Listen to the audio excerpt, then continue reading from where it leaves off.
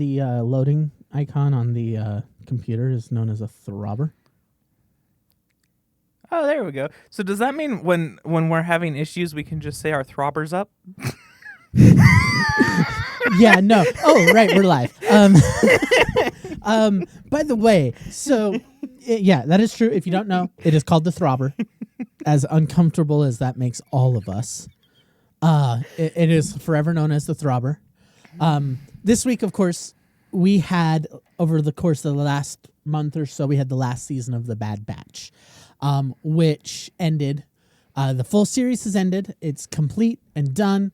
On top of that, they had Tales of the Empire come out. Now, we like TV shows aren't always our thing. We prefer to cover games. And of course, this time of year is always very slow for the gaming market, which is why we're talking about Star Wars, because we can talk about Star Wars all day long.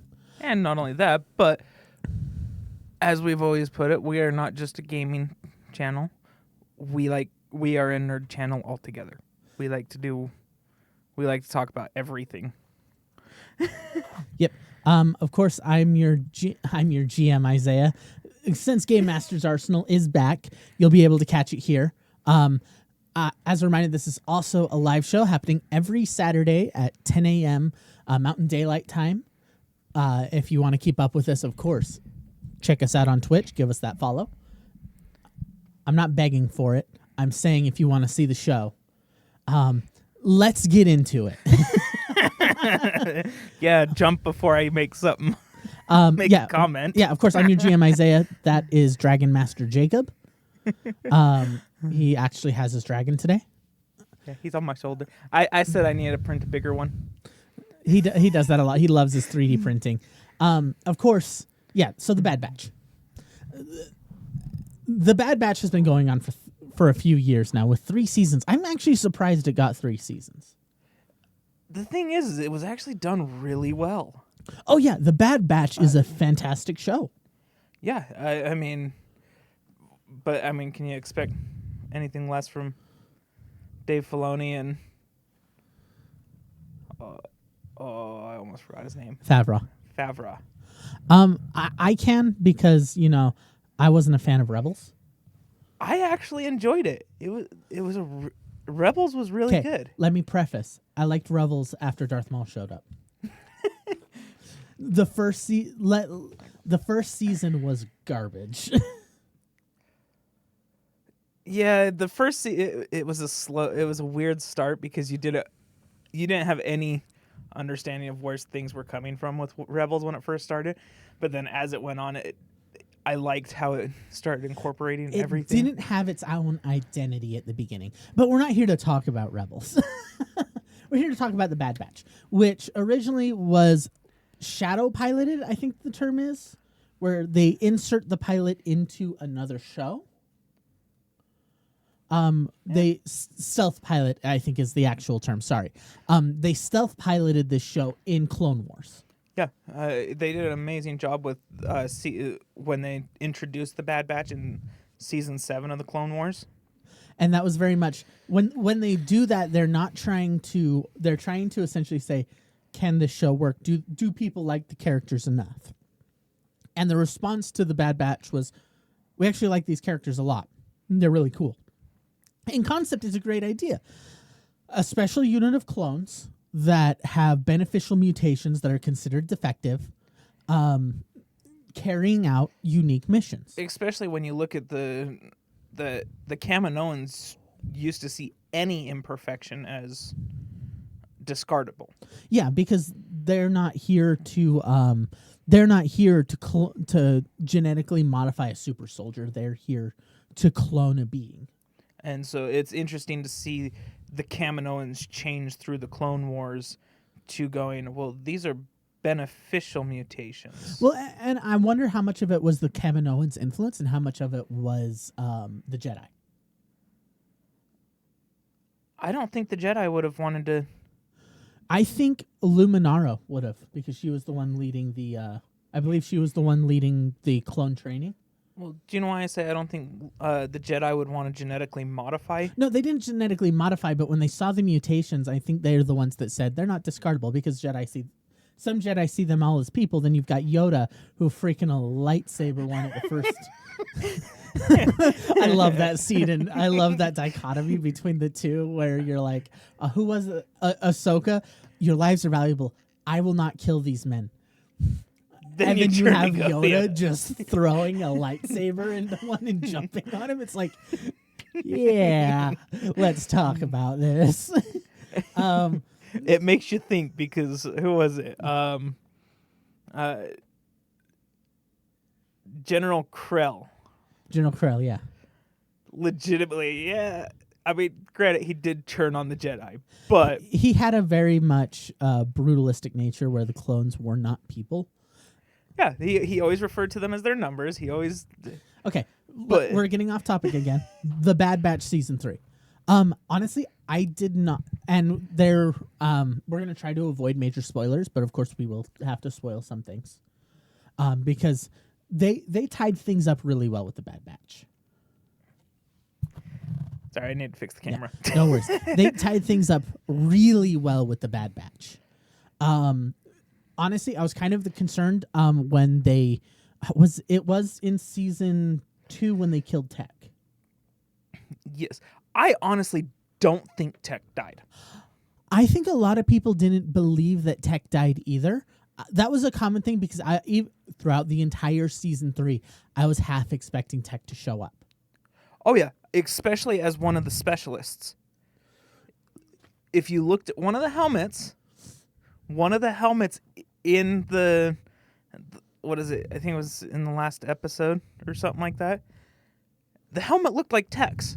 We were expecting Tech. And honestly, I'm kind of glad because it adds more weight if the character actually died there, because it meant that all the grieving that everybody did was for something.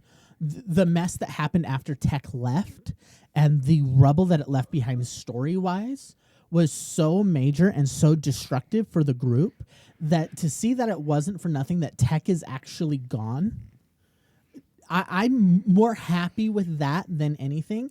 And with the fallout of that in season 3 happening throughout, honestly, I'm very happy about it. They tied things up really well with that. They had a redemption arc for Crosshair. Yeah, I like that.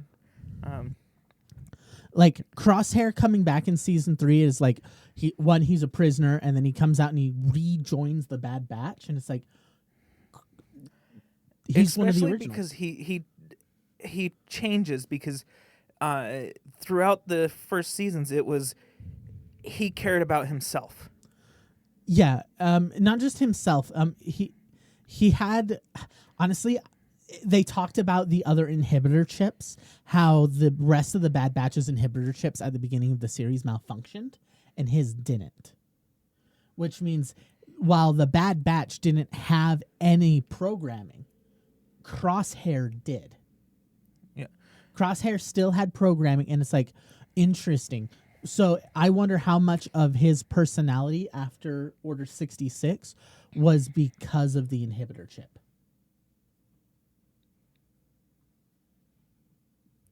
Yeah, the thing is that you look at it, like I said, I loved how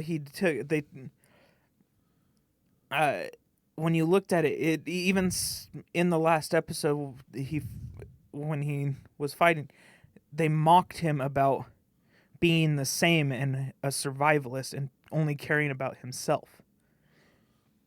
And he responded with, I found something to care for. And that was his arc. He's going from the good soldiers follow order to this is my family. This isn't just my unit. This is my family. Yeah. And the rest of the Bad Batch, they already had that. They had that from season 1 where they're like, no, we stick together. We're Clone Force 99. We stay together. We're clones. All clones are brothers. Yep. And Crosshair didn't have that. Crosshair had sociopathic tendencies, for sure. But it was definitely, I loved seeing the growth of the character, and they definitely did that really well throughout the Bad Batch. Especially as we get to season 3, and it's like, okay, no, he failed as a soldier. Because he failed as a soldier. Now we need to see what he's like without that. Yeah. because he committed essentially treason. Well, He executed his commanding officer. Yeah, it was treason. He just straight up shot his commanding officer. Just straight killed the commanding officer. Which I'm like, I like that turnabout where it's like, okay, everyone else saw what happened to the clones. They saw what happened to the clones immediately after Order 66 happened. Everybody lost their, everybody became uniform. All their armor was stripped of their individuality, Not all. their units, except for a few. Commander Wolf still had his armor. Yeah, Commander Wolfman.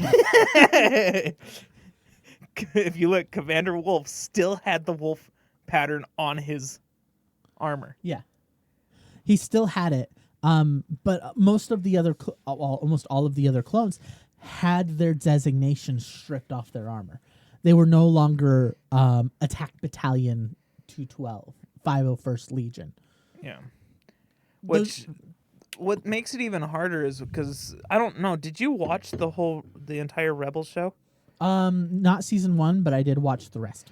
Because both in Rebels and in Obi-Wan, they did really well on showing what happened to the clones after the war. And that they were discarded and left. Well, the Bad Batch covers that as well. As the clones are aging, I think it is Senator Chuchi puts forth like, hey, these clones are being forced to retire. They're not military hardware that when we discard them, they're just going to go away in a warehouse. When we leave them, we need to give them benefits. Yeah. And you see, it's cool when you watch all the rest of the Star Wars stories of it doesn't really happen. Mm-hmm. That they just discard the clones and don't care. Or as you look back, a lot of the clones stay in service and become stormtroopers. Before, like modern canon, where they retire the clones, a lot of the clones become move into the stormtrooper corps. You see that in the this is before new canon. This is all legends. Before you look at the Battlefront 2 journals, where you get into the 501st journal. Sorry, in Battlefront 2. OG Battlefront 2, not the EA crap fest. When you get into that, when you get into the Rise of the Empire portion, they talk about getting fancy new armor, becoming Vader's fist, and then they start talking about how they started conscripting outside of the clones, and that the rest of us never got used to the new guys.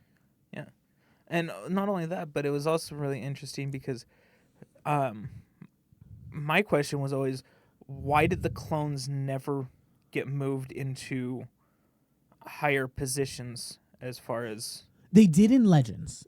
So in Legends, a lot of the higher ranking clones, like this happened to Commander Cody, they became training officers for the Stormtrooper Corps. Not just training officers, but the clones were amazing tacticians. Depending on the clone. No, look at Cody, Rex, who else was it? Fives. They came up with amazing plans. So the you're talking about ARC troopers. Yes. ARC troopers are a different animal. Because one, you got to understand what the original ARC troopers were. Yes, there was two different types of ARC troopers. There was the originals. The 99 ARC troopers originally. Yes, that were cloned and specifically trained under Mandalorians and learned that way. But then there was the new ARC troopers like Fives and Echo and heck, even the Bad Batch I think was technically considered ARC troopers. But even the new ARC troopers made their own tactics, because that was brought up in season 7 that they were using tactics that Rex and I think it was Fives. Was it Fives? Rex, Cody, and Fives, yeah. And Echo came up with. Because they were different. They were so different. Yeah. And that's the thing. You had clones that could think out of the box, which were the ARC troopers. They're the ones that people could run off of. Honestly, and you can give that to the Jedi. The Yeah, Jedi taught that would encourage them to think outside the box. they encouraged individuality, and they encouraged that, which went away when the Empire came in. When the Empire came in, everything changed for the clones. And that's also I honestly think that's also why the clones ended up turning on the Empire. Yeah, why we had I'm disappointed they didn't show it and they didn't make it canon, but we didn't have the clone rebellion on Kamino. They made the clone rebellion of Kamino a false flag operation. Yeah. The Empire claimed that they had turned against them, so they destroyed the place, and blamed it on a storm. But the entire idea of like the clone rebellion on Kamino, that even the Kaminoans were like, this Empire is not good for us. We're gonna train. We have the capabilities to train a new army of clones. We're going to do it. Yeah. But we're also getting back off topic. Star Wars is really easy to jump down a rabbit hole on. Well, that's because when you look at the Clone Wars and the Bad Batch, it connects to almost everything else in Star Wars. Yeah, and that's because Bad Batch deals with an area that we do not get to see very often in Star Wars. The post-Republic, pre-rebellion era. The time period when the rebellion is still the what was it? The Convention of 500? I don't know. Something like that. The Convention of 500, where the 500 senators got together to like be like, the Empire, we cannot let the Empire happen. They failed, of course. But then they started the rebel cells across the entire, and that's what made it almost impossible for the Empire to stop them. yeah, is the fact that they moved to a cell structure.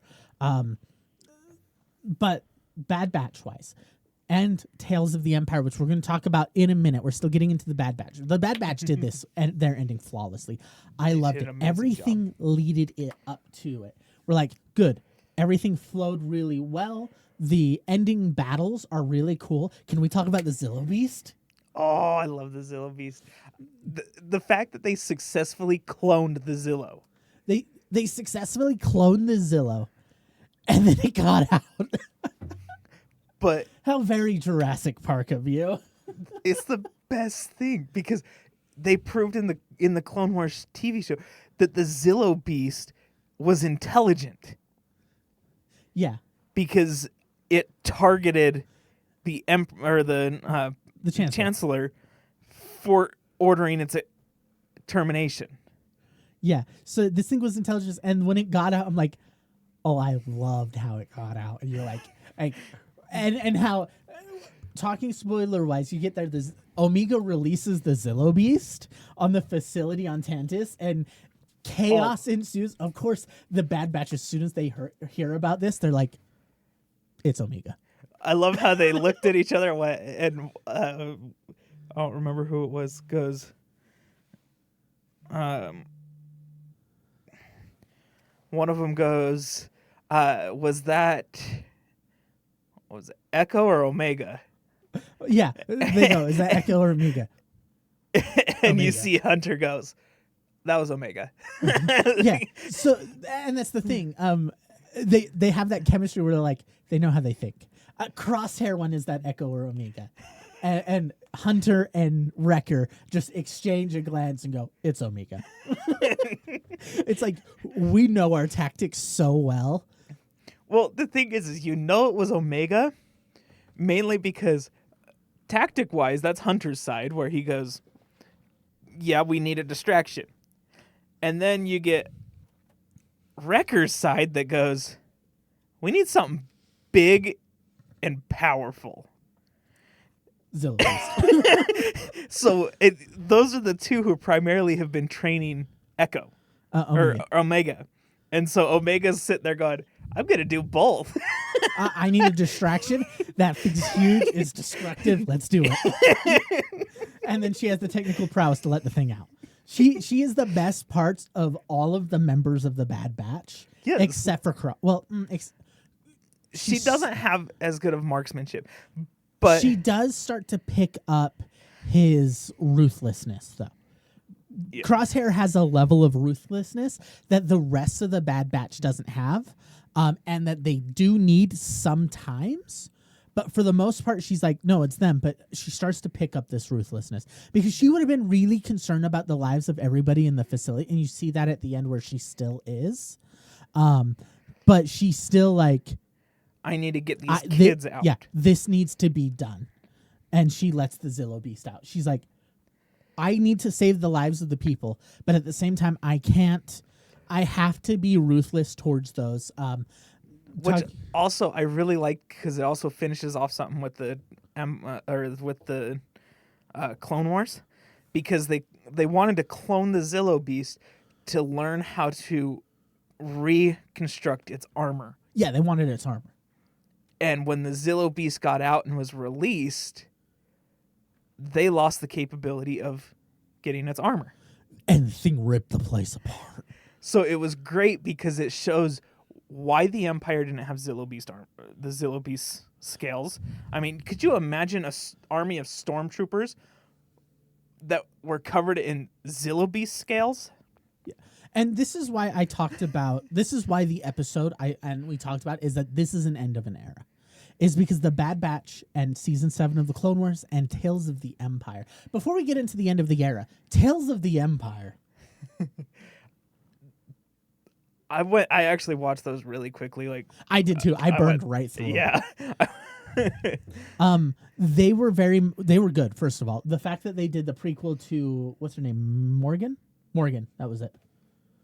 Which one was Morgan? She's the one from Ahsoka. She's the spear lady. Yeah. With the with the Beskar spear. And they played her very well, and they're like, everyone's like, Morgan, she's a Night Sister? But the Night Sisters were wiped out. But I also like the fact that it also brought the connection between the Night Sisters and Grand Admiral Thrawn. Yes. So they needed to tie up a lot of loose ends for this. I'm calling it the Filoniverse. Right. Where, because honestly, I've said this before, Favreau and Filoni are itching closer to like decanonizing the new series or coming up with their own universe. I still say we should take the new CEO, Kathleen Kennedy. Yeah, she's not new. She's been around for a while. But Kathleen Kennedy, I think we should take her seriously when she put out that the new trilogy isn't canon. Yeah. So she did an April Fool's joke where she came out, I think it was on Twitter, and said, the sequel trilogy is no longer canon. And of course, I think we should take her word as gospel. I don't care that it was on April 1st. You know, she's a CEO. She has creative control. You don't joke about decanonizing things. I think she decanonized it on that day. So and I agree with her. It was terrible. But like I said, the way that they set things up really well because when Ahsoka came out, I didn't understand, where did Grand Admiral Thrawn meet the Night Sisters? Yeah, I thought it was in the world that he escaped from, but I didn't understand. Giving them that connection in the Clone Wars and Morgan the connection to Thrawn already is really nice, because when she's talking about Thrawn in The Mandalorian and in Ahsoka, it's no longer, hey, I'm talking about this potential distant thing. It's like, she's like, I know Thrawn. I know how he behaves. I know that if anybody survived, it's Thrawn. Yeah. I mean, to test her, he sent an assassin after her. I love that, just to test. And then the loyalty, you know. I loved how they played Thrawn. First of all, I love Thrawn as a character. Oh, yeah. He was a phenomenal character. His thought process compared to the rest of the Empire, if he was in charge, the rebellion would have lost.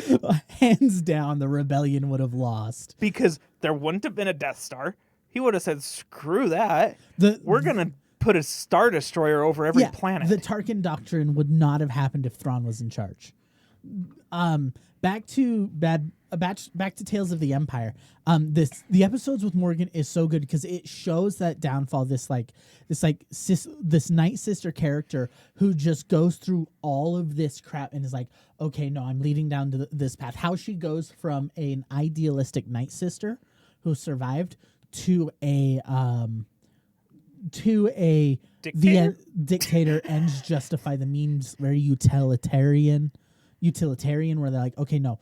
And how she's still at the very end going, I'm doing this for your own good.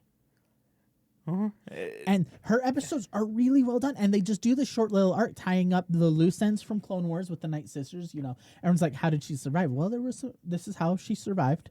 Okay, great. Now we know how she gets from Clone Wars to Ahsoka. And not only that, but she's not the first Night Sister to survive. Yeah, we see the one from Jedi. Yeah, Fallen Order. From Fallen Order, as well as in Ahsoka, the Night Sister that helps get to Thrawn. That's Morgan. Oh, I didn't realize that those were the same characters. They just seem so different in the. Yeah, Ahsoka's writing wasn't the best, but it's the same character. It's Morgan. She gets there, and this is how we lead into her becoming who she is in Ahsoka. And those 3 episodes play really well. And then the other 3 episodes is tying up one other loose end. What happened to Barriss Offee? Yeah.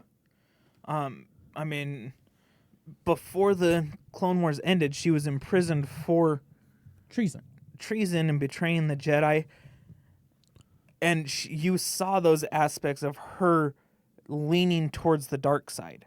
Her enjoying having the curved blades that Ventress had from Ventress, as well as I mean. Well, first of all, can we discuss the curved blade design, because you've got to understand the purpose of the curved blade. Yeah, it was designed by Dooku. The purpose of a curved blade is twofold. One, your angle is now straight out. It's easier to fight in Form 2. If you know anything, I don't talk about lightsaber combat, even sword fighting. It's easier to fight when it's straight out.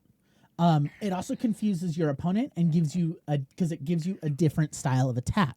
You're no longer like a straight out having to put your full arm into every swing. And there's a reason why I'm facing away and doing this, because I'm demonstrating the movements of, hey, if you have this, you have to attack this way. You have to attack this way. And when it's curved, you have this you can just rotate movements. your wrist in it. And it was designed by a master of dueling. And then, of course, the curved blade with the hilt design as it is to, when the blade locks, give you additional leverage. Yeah. So the curved blade works. Double curved blades, not so much. I mean, I'm very much against dual wielding weapons unless you have a parrying weapon. I actually agree with Ahsoka's style of lightsaber combat, because she has her main weapon, and then she has a shorter Shoto saber, which is a parry blade. Yeah. Essentially. And she uses them as a primary attacking weapon and a parrying weapon. And I loved it. It shows because Barriss Offee was in the Clone Wars. You could see she was going down the path of a fallen Jedi. Yeah, she was falling. We don't know. At the end, it was end of Clone Wars when she got arrested. It was very unclear if she had fallen completely or if she was still in the process of falling. Yeah, and you could tell that she was falling. She had lost faith in the Jedi, but the question is, would she take a path that Ahsoka took? Yeah. Because Ahsoka could have easily fallen. Yes, because Ahsoka did lose faith in the Jedi. She came back in Season 7 and said, the Jedi have failed their duty as peacekeepers. Which means, ideologically, she agreed with Barriss. Yes. But then she goes on to go, I have wanted to become the type of Jedi that the people have wanted to see. The true peacekeepers, the ones who are there to help. Yeah. And so you see that and then in Tales of the Empire, you see how Barris's fall continues, because you don't just come back and she immediately gets back up and resumes the Jedi ways. No, No. she falls. She becomes an Inquisitor. She completely falls, and then she gets pulled back from the edge because as a person, she's still ideologically motivated. Yeah, as a person, she still wants to do good. She wants to help people, and she thought that the Empire could help people. And that the Inquisitors, they were helping the former Jedi see that when they hunted down that Jedi at the end, and she went, no, wait, no, he surrendered. No, wait, he was going to join us. And he had seen it. It didn't just start there, because it was when the other Inquisitors slaughtered the people. village. Yeah. She talked to a child, and the child's the one who gave up the Jedi. And she's like, "Okay, let's go. We have the information. We don't need to go any further than this." Yeah. And the other one slaughters the entire Village. And it's like, okay, that's going too far. I mean, a single person told you he doesn't know. So you slaughter the entire village? And then they get there, the Jedi surrenders. The Jedi, her ideology turns the Jedi. Yes. She's like, no, we can still do good. We are what the Jedi are supposed to be. And she invites him in, and as soon as he surrenders, the other one kills him. And that's where she goes, this is wrong. That is the turning point. That is an interesting dichotomy, because it's a similar thing of like when you look at Luke's fall, his beginning to fall. Because honestly, Luke in Revenge of the Sith, Return of the Jedi. Yeah. The original plan was to have Luke fall. And you see that through his behaviors throughout the movie, is that he falls and he starts to fall, and then he pulls himself back and pulls Vader with him. Yes. Luke starts to fall. Because you see it in the fight between him and Vader. Because he starts fighting with anger, so much hatred. But you see it at the beginning of Return of the Jedi when he walks in and force chokes the guard. Yeah. He is starting to fall. And it's really cool because you see it. You see the point where he has the choice to go too far and completely fall, because he legitimately beat down Vader to the point where he was about to kill him. Took his hand and everything, and it's that robotic, that father son. Oh crap! Something similar happened to him. And then he takes and you see him just throw his lightsaber away, and I'm not going to do this. But this, back to Tales of the Empire, Barriss has that similar moment of, no, and she defeats the other Inquisitor. I wouldn't say she defeated. I mean, she caught the other Inquisitor off guard, because you look at it, they turn around, the Jedi's dead, and she goes, there's one more that you have to kill, and then just launches her off the cliff. Yeah. And then you move into episode 3 of Tales of the Empire, showing what happens to Barriss. I think she actually is a member of the Path. If you've seen Kenobi, you know the Path. Not only Kenobi, but if you've played Fallen Order, you know about the Path of the Force users. Yes, the ones that the Path where they're like, okay, we can lead these Force users away from the Empire, get them away, and hide them. And that's just it. The Path in general wasn't just for the Force users; it was for people who were hunted by the Empire. Yeah. And you see that they bring the Force user to her, and she's like, in old times, she would have been taken to the temple. She would have been taken by the Jedi. She would have been trained by the Jedi. She would have been a Jedi Knight. And I'm like, that used to be a great honor. That was a great concept where you're like, she recognizes where she came from, what an honor it was to serve as a Jedi, where they failed, and that time has passed. Yes, because she legitimately, she goes through it. They would have been taken to the temple. It would have been considered a great honor then. Now, it makes her hunted. Yeah. And then throughout that episode, when you see her getting through to the Inquisitor, when she traps the Inquisitor in there and talks to her and talks her down. Not only that, but you look at the cave. We discussed this earlier. When you look at the cave that she was in, very few caves are able to manipulate somebody's mind like that. Yeah, the only caves we've seen is on Lothal. Lothal, Ilum, and Dagobah. And we're like, The Force Nexuses. and we're like, that's cool that she had the forethought to set herself up by a Force Nexus. You know she understands the Force Nexus because she knows how to get out. Yes, and she knew how to get to her ship. She was able to draw a map for her friends to get to the ship and not get lost. And so when the Inquisitor goes in and gets lost, she also doesn't abandon the Inquisitor there because the Inquisitor's stuck in her mind. The Inquisitor's stuck inside the cave, inside her mind. She can't get out. She's put herself in this area. Honestly, the storytelling of Tales of the Empire is so deep in such a minimalistic way that I love it. The environmental storytelling of it all is beautiful. Yes, because she legitimately... She puts the Inquisitor in a state where she feels trapped, and she can start seeing that where she feels trapped is not just in that cave, but within the Empire and the Inquisitors. And she doesn't, the fact that she doesn't leave her there. She's like, you're trapped. You're trapped here. You need my help. I can get you out. I can help you. I have shown you that you can escape the Empire. Yeah. I have. And the fact that in the end, it is an accidental strike that strikes her down. Yeah. The Inquisitor is not intending to kill her. And it's not until she strikes Barriss accidentally and feels that remorse of she was right that the Inquisitor is able to get out. And honestly, I believe this is an Inquisitor that turns from the Empire. Oh, more than likely, this Inquisitor probably joined the Path and started hiding Jedi. This Inquisitor, I love the storytelling because Barriss is a character that was throughout the Clone Wars.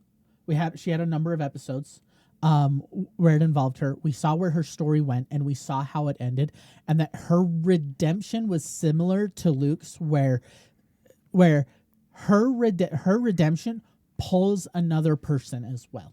Yeah, and not only that, but it's really cool because both of them, her and the other Inquisitor, were there during the Clone Wars. They were Jedi during the Clone Wars because the other one was a representative of the Jedi Order that would go and...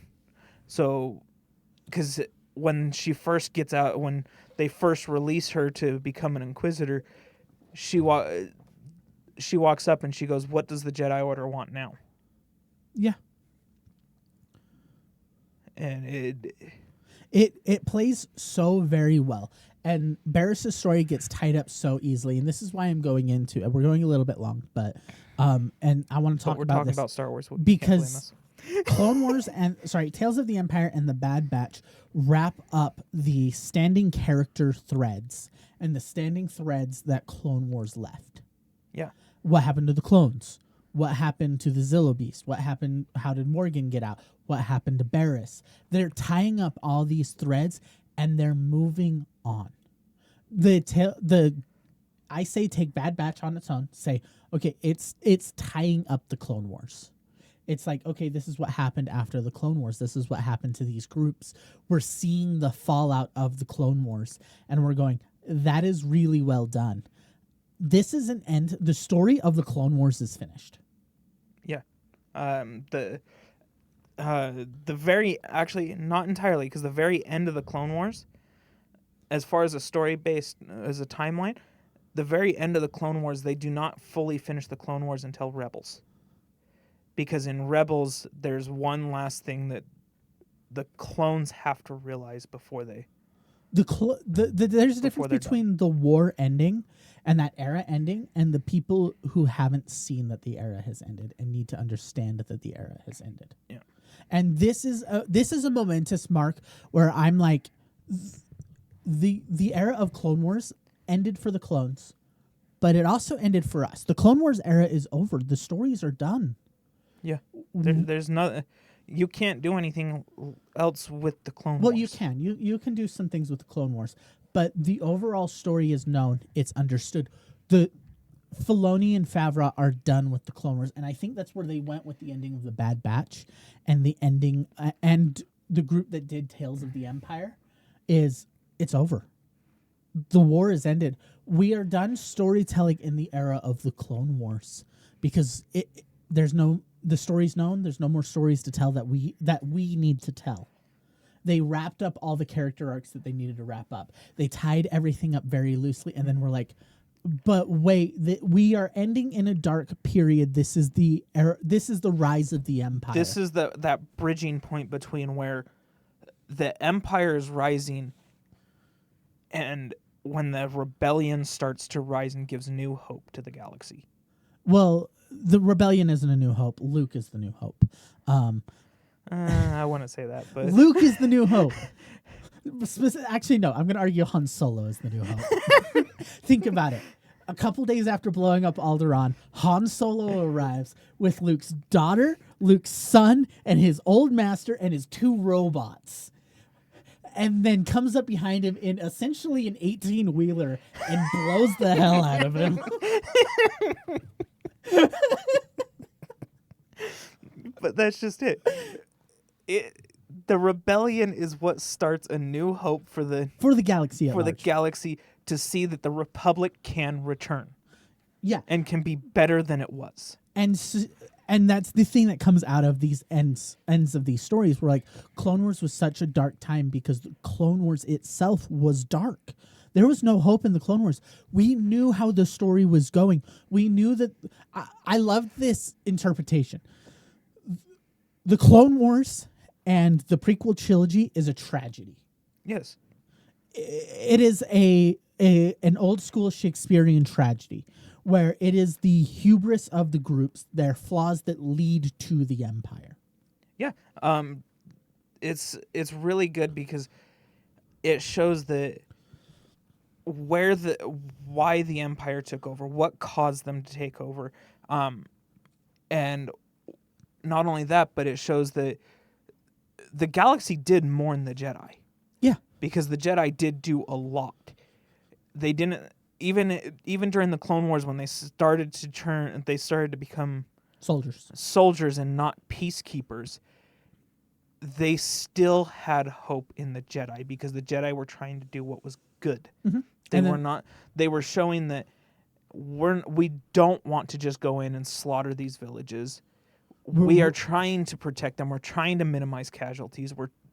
We are trying to fight it with our own battle, with our own troops, our own battles. We do not want them involved because we do not want them dead.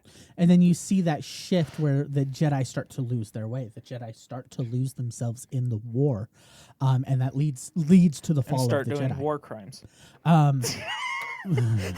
Hey, Anakin committed war crimes. Anakin is a war criminal. I want him brought up on charges immediately. Anakin Skywalker brought up on charges of false surrender because that I bet that's why. Honestly, okay, we talked about hold up. Wait. Not just Kitty Mundi is also a war criminal. In the Battle of Geonosis, he pulled flamethrowers. He pulled flamethrowers on the Geonosians. Geneva suggestions. No, it's the Geneva checklist. But that's the thing is the Jedi. It shows the Jedi lose themselves, and it shows that it's the Jedi that not the Order, but the individual Jedi that carry it on. And we see the new Jedi come up. They're closing the book on the Clone Wars. They're saying, okay, the war is over. The Empire has won. Our tragedy is complete. We are fallen. The time period is dark. There's so much, but there's redemption in it. We know that a new hope is coming. Yes. We know that the rebellion is going to come. We know that they will fight. We see that. And now what the new story is going to be is no longer the Clone Wars. They're gonna have to move into. They get to tell the stories of the Galactic Civil War, of the start of the rebellion, how it started, who started it, just how they built it. Bail Organa and Senator Leia, and just how they built the.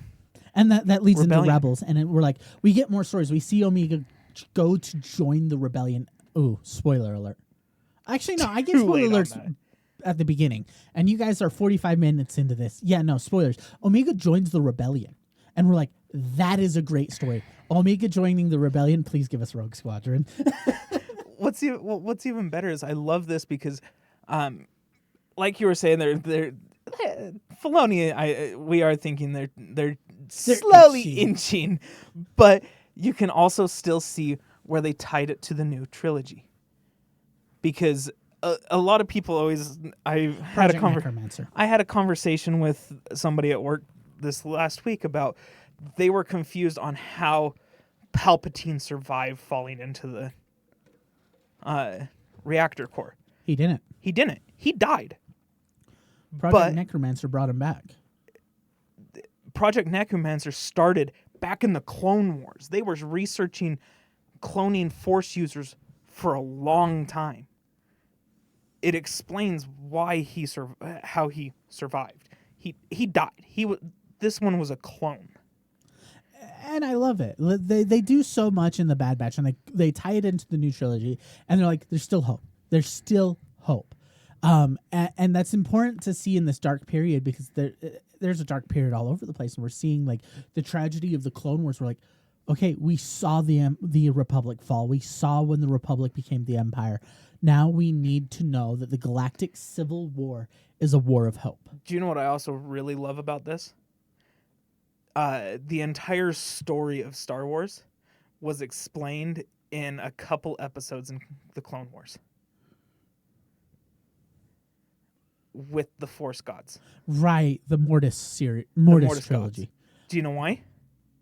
Because there is a pattern. There is a point where the Republic, they pretty much won the war. Which, you look at the story with the Mortis Gods. The light got so powerful within the realm of the Mortis Gods. Then she died. Yeah, she was killed. And you see where it changes from there's a balance and there's a hope here to we're falling into darkness. The sun's taking over and the entire planet is in darkness and is destroyed.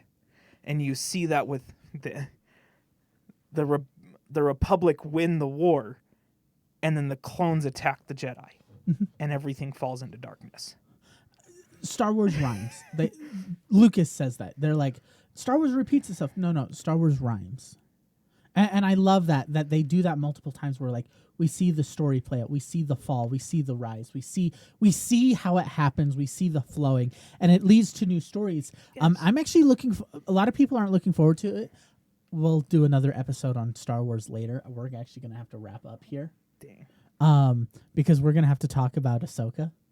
Oh, Ahsoka was so good, and I really want to see. It came out a little while ago, and we never talked about it. But we need to talk about where it's going. Not only that, but I love the idea of they're still continuing the story of the Mortis Gods.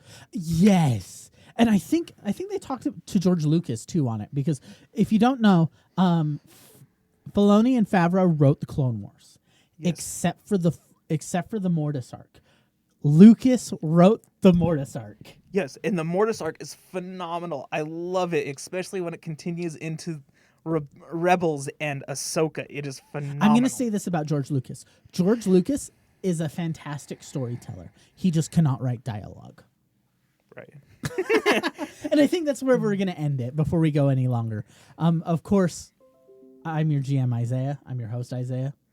I'm Dragon Master Jake.